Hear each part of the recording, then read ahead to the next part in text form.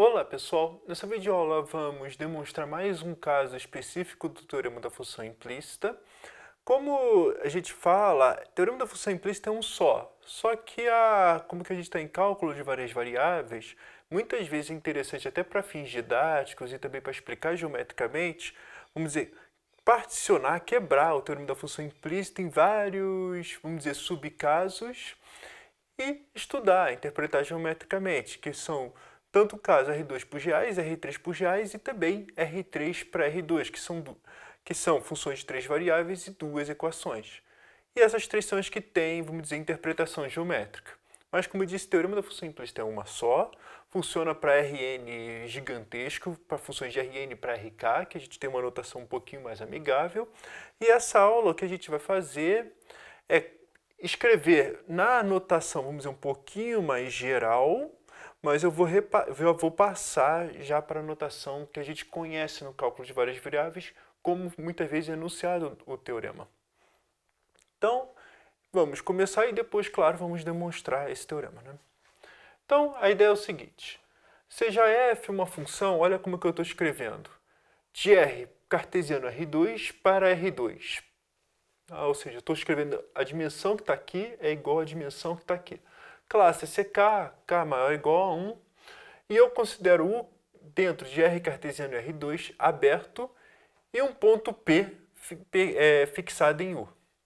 O que eu vou fazer é, no caso aí, escrever f de x, y, z como duas coordenadas e vamos supor que esse determinante aqui jacobiano é diferente de zero. Então, o que o teorema da função implícita diz, só com essas hipóteses, existe uma vizinhança AB, cartesiano uma bolinha, nesse caso agora de R2, e uma única função, agora olha como que eu vou escrever φ, de AB para K, tal que f de x, φ de x é igual a f de p para todo x pertencente a B. Então, olha só, eu botei x, φ de x tem duas coordenadas, então aqui tudo tem três coordenadas, eu estou falando que é constante ao longo dessa parametrização, ao longo dessa curva aqui. Então, só para a gente colocar tudo, vamos dizer, primeiro em notação mais amigável, como que a gente viu, que é o seguinte, mas ainda, claro, φ é de classe K. Em coordenadas, então eu estou escrevendo f de p igual a fzinho de p, gzinho de p, em que fzinho de p é K1 e gzinho de p é K2.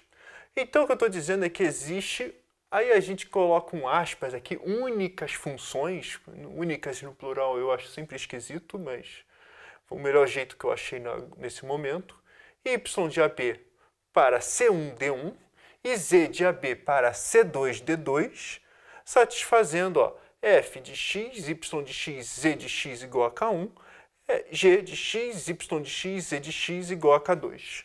Então, o que eu estou fazendo, essencialmente, em notação, eu estou chamando essas duas coordenadas aqui, eu estou juntando em uma só, e chamar de φ de x.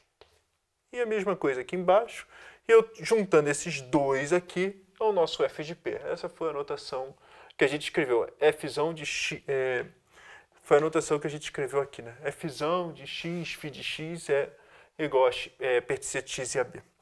Por outro lado, só para a gente finalizar a explicação, muitas vezes é natural usar a notação vetorial, isso aqui chamar de x, para esse primeiro rzinho aqui, e isso aqui chamar de y, só que agora o y tem duas coordenadas.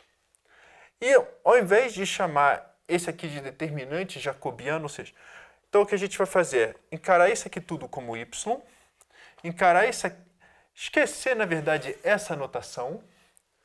Isso aqui, no fundo, ele vai chamar, essencialmente vai chamar de del f, isso aqui vai chamar, deixa eu só escrever aqui, de del fzão del y, na verdade, ainda vai ter um det aqui, mas enfim, vai aparecer uma jogada de uma matriz aqui, como tem, e a gente vai pedir que isso aqui seja diferente de zero e escrever tudo em vizinhança de uma jogada só, ou seja, juntar duas coordenadas em uma.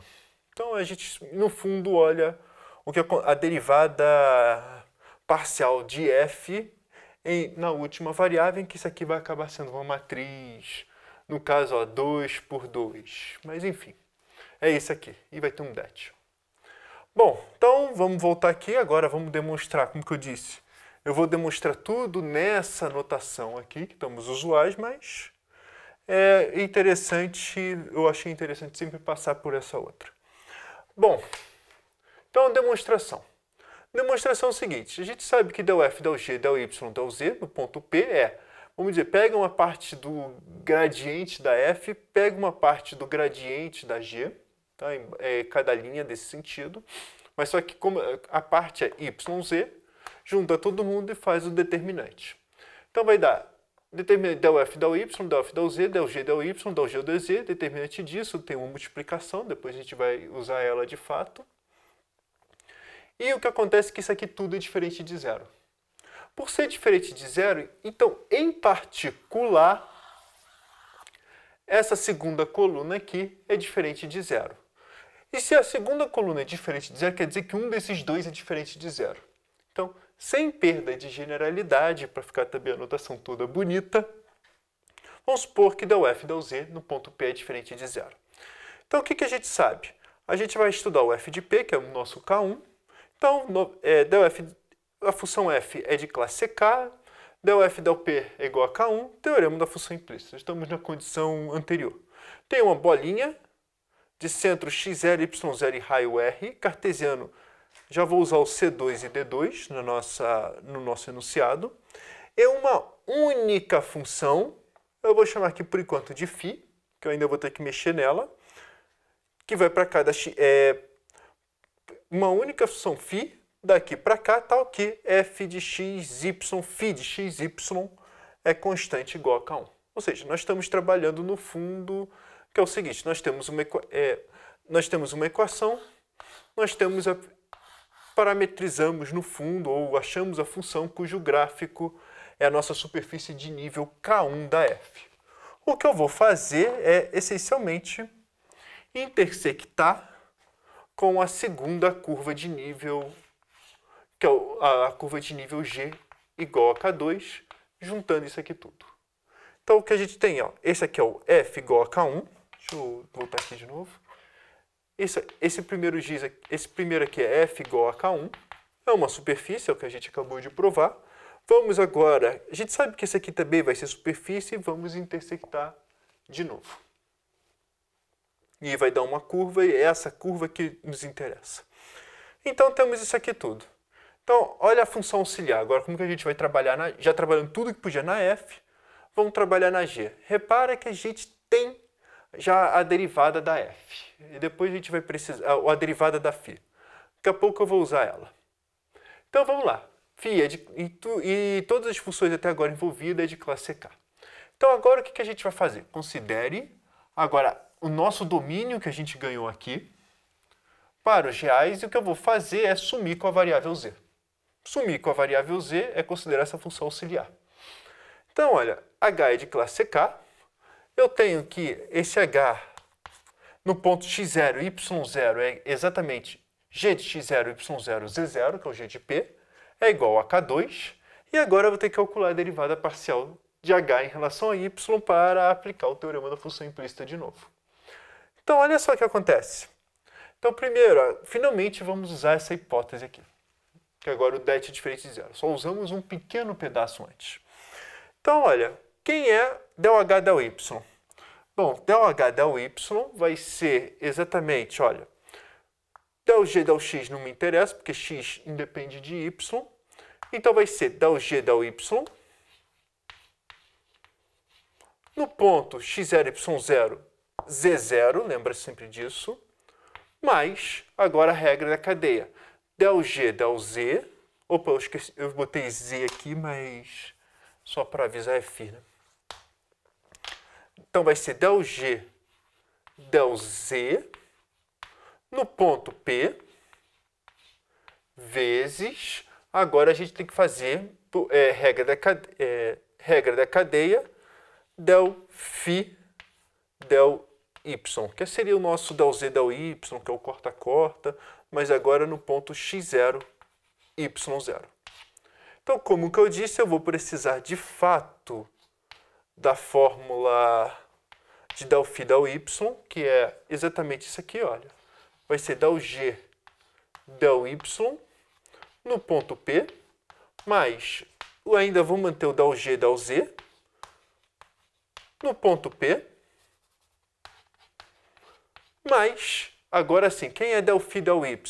Del φ del y, se usar a regra da cadeia, essa função aqui toda, então vai ter essencialmente é menos del f del y dividido por del f del z.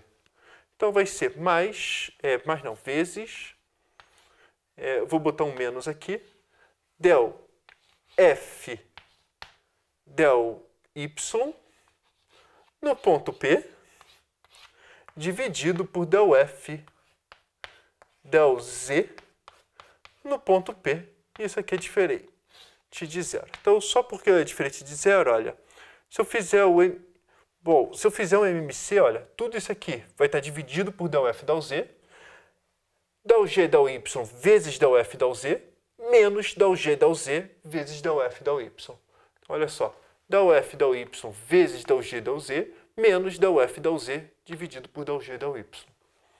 Isso aqui é o jacobiano. Vai ter um sinal de menos aqui, mas essencialmente é o jacobiano e isso aqui é diferente de zero. Se é diferente de zero, teorema da função implícita. Então, pelo teorema da função implícita, existe uma única função y de AB para C1, D1, de classe CK, e H tal que H de x, y de x é constante igual a K2. É isso que a gente fez. E, finalmente, agora a gente já temos o y de x que a gente deseja. Agora vamos precisar do z de x. Quem é o z de x? Essencialmente é pegar o φ de x e o y transformar em x. Então, defina z de AB para C2 de D2, em que para cada x nós associamos φ de x, y de x. Então, tudo aqui, olha, o y já é de classe K, o φ é de classe K, então o z é de classe K pela regra da cadeia, no fundo.